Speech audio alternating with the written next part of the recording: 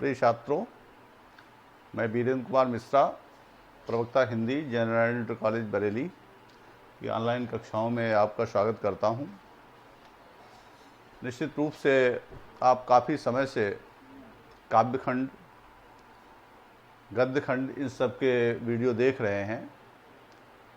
पत्र लेखन में हम लोगों ने नियुक्ति हेतु आवेदन पत्र इससे पहले पढ़ा था, जिसमें प्रवक्ता पद, लिपिक पद और साथ ही में सहायक अध्यापक पद के लिए हम लोगों ने आवेदन को पढ़ा था, समझा था।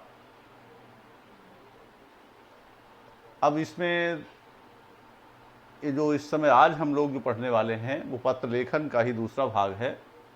इसमें लघु उद्योग कोई अगर प्रारंभ करना है, फसल हेतु ऋण प्राप्ति के लिए कुछ धन अगर चाहिए, तो शाखा प्रबंधक को हम लोग आवेदन पत्र लिखते हैं। तो उस एक आवेदन पत्र का प्रारूप इसमें दिया गया है। एक प्रारूप है, एक नमूना है, जिसमें आप अपनी आवश्यकता अनुसार एंट्रीज को भर सकते हैं, जो भी प्रविष्टियाँ उसमें हैं उनको भर सकते हैं। देखते हैं आगे इसको कैसे हम लोग समझें। तो सबसे पहले जिस जो अथॉरिटी होती है उसके लिए हम लोग, जो ऋण देता है उस शाखा के लिए हम लोग आवेदन करते हैं। शाखा प्रबंधक के लिए हम लिख, सेवा में प्रबंधक, पंजाब नेशनल बैंक, सुभाष नगर शाखा, लखनऊ, ऐसे करके ये लिखा जाता है। फिर उसमें विषय कुटीर उद्योग प्रारंभ करने के लिए ऋण प्राप्ति हेतु आवेदन पत्र ये लिख दिया। ये विषय हो गया, किस लिए आप धन चाह रहे हैं। अब इसमें उसके बाद महोदय, अब इसके बाद जो सरकार ने फसल ऋण योजना है, प्रधानमंत्री रोजगार योजना है, ऐसी योजनाएं चला रखी हैं, तो उसी के अंतर्गत जो लाभार्थी है वो आवेदन करता है। तो महोदय, जैसा कि माननीय प्रधानमंत्री महोदय ने प्रधानमंत्री रोजगार योजना का शुभारंभ किया है, जिसमें शिक्षित बेरोजगारों को 1 लाख रुपए का ऋण देने का प्रावधान है। मैं भी बीए पास एक शिक्षित बेरोजगार युवक हूं और इस योजना का लाभ उठाकर 1 लाख रुपए का ऋण लेकर उससे मोमबत्ती बनाने का लघु उद्योग आरंभ करना चाहता हूं। अब इसने मोमबत्ती बनाने का लघु उद्योग शुरू करना चाहा है। आप कोई दूसरा, हम कोई पेन निर्माण करके जो है उद्योग लगाना चाहते हैं, आप पेन का निर्माण कर सकते हैं। आप कोई और उद्योग भी उसमें चला सकते हैं। करना चाहता हूं, इस हेतु आपकी सेवा में अपनी योजना का विवरण सहित आवेदन पत्र प्रस्तुत कर रहा हूं। ये भाषा, सटीक भाषा को आप पत्र में लिखें। 1-2-4 शब्द बदल भी जाते हैं, आपके शब्द आ जाते हैं, तो कोई ऐसी बहुत बड़ी बात नहीं है, लेकिन भाव उसका उसी हिसाब से प्रकट हो। तो इसमें आवेदक का नाम, आप अपना नाम लिखना, लेकिन हमने यहाँ पर आवासा करके लिख दिया है। जब परीक्षा में लिखते हैं तो उसमें आवासा करके ही लिखते हैं, उसमें अपने नाम नहीं डालते हैं, क्योंकि नाम से किसी प्रकार से किसी के भाव में कोई परिवर्तन हो, किसी जाति वर्ग को लेकर, किसी धर्म को लेकर, इसलिए हम लोग आवासा करके प्रारूप में बता देते हैं। पिता का नाम कर दिया काखागा, शैक्षिक योग्यता बीए, जन्म तिथि लिख दी 88, और स्थायी पता में स्थायी पता लिख दिया, राष्ट्रीयता भारतीय, वर्ग सामान्य, जाति में ठाकुर या जो भी जाति हो, और परिवार की वार्षिक आय, आप परिवार की या अपनी वार्षिक आय इस हिसाब से परिवार की लिख दीजिए। इसमें इसी में थोड़ा और भी इसका अंश बचा हुआ, दूसरी साइड में आप देखिए। अब इसके बाद अनुमानित व्यय हमारा क्या आएगा उसमें, तो वो अनुमानित व्यय भी बैंक को मांग लेती है। तो ये अगर चार्ट आप बना देंगे, कुछ लोग तो केवल उतना ही लिख करके और ऋण प्रदान करने की कृपा करें, उसकी किस्तें समय से भर दी जाएंगी, ऐसा लिख करके छोड़ देते हैं। लेकिन अगर अनुमानित व्यय वगैरह लिख देते हैं तो ये आवेदन पत्र पूर्ण हो जाएगा। जैसे अनुमानित व्यय, दुकान पर व्यय 25,000 रुपये, मशीन व्यय इतना, कच्चा माल इतना, अन्य व्यय इतना, कुल व्यय इतना। ठीक है, इस तरीके से हम लोग बना देते हैं। उद्योग से होने वाली संभावित मासिक आय 12,000 रुपये महीने लिखी है। अब इसके बाद में एक फिर निवेदन करेंगे। श्रीमान जी से मेरा नम्र निवेदन है कि मेरे इस ऋण आवेदन पत्र को स्वीकृत करके मुझे ऋण प्रदान कर कृतार्थ करें। धन्यवाद।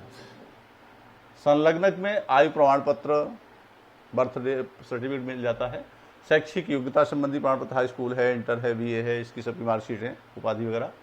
स्थायी निवास प्रमाण पत्र जरूर होना जरूरी है। आय प्रमाण पत्र होना चाहिए, जो आप उसमें आय भर रहे हैं, और दिनांक डाल देंगे जो आवेदन करते समय लखनऊ स्थान डाल दिया, आप कोई स्थान डाल दें और भवदीय में आवासा करके लिख दिया है। इसी तरीके से आप लोग भी लिखें। और फसल ऋण के लिए, मोमबत्ती बनाने के लिए, पेन उद्योग के लिए, ऐसे कई और भी उद्योग हो सकते हैं, कुटीर उद्योग, उनके लिए आप कोई भी शीर्षक ले सकते हैं। आगे देखें,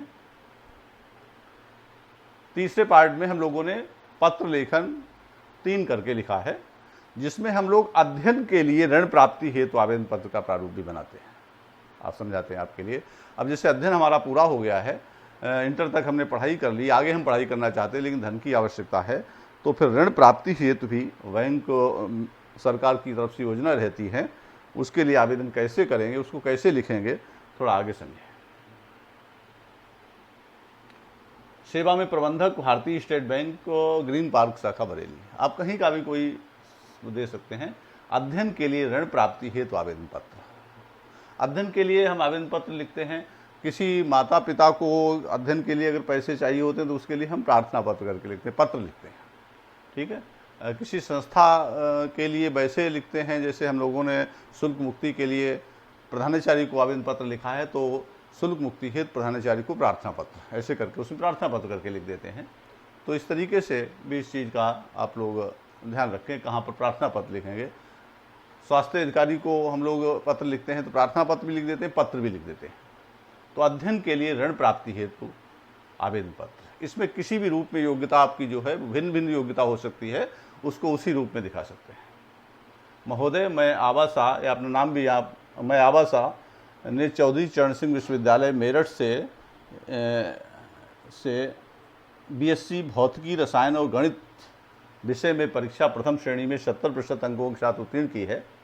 मैंने एमबीए में प्रवेश लिया है और साथ साथ प्रशासनिक सेवाओं की परीक्षा के लिए तैयारी करना भी चाहता हूँ। ऐसे करके भाषा आपको ध्यान से जूम करके भी देख लेना, रोक करके।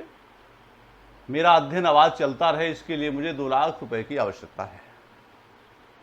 पता भी है कि आपको कोई भी उच्च कोर्स हैं वो 2 लाख रुपए से कम में निपटते भी नहीं हैं। मुझे पता चला है कि आपके बैंक की अनेक ऋण योजनाओं में से एक योजना के अंतर्गत अध्ययन के लिए ऋण प्रदान किया जाता है। मैं आपको विश्वास दिलाता हूं कि आपके द्वारा प्रदत्त ऋण की भुगतान प्रक्रिया अध्ययन पूर्ण होते ही यथाशीघ्र शुरू कर दी जाएगी। ये योजना है कि जब अध्ययन पूर्ण हो जाता है तभी बैंक आपसे पैसा वापस लेती है। शायद उस समय तक का ऋण भी, वो ब्याज भी नहीं लगाती है।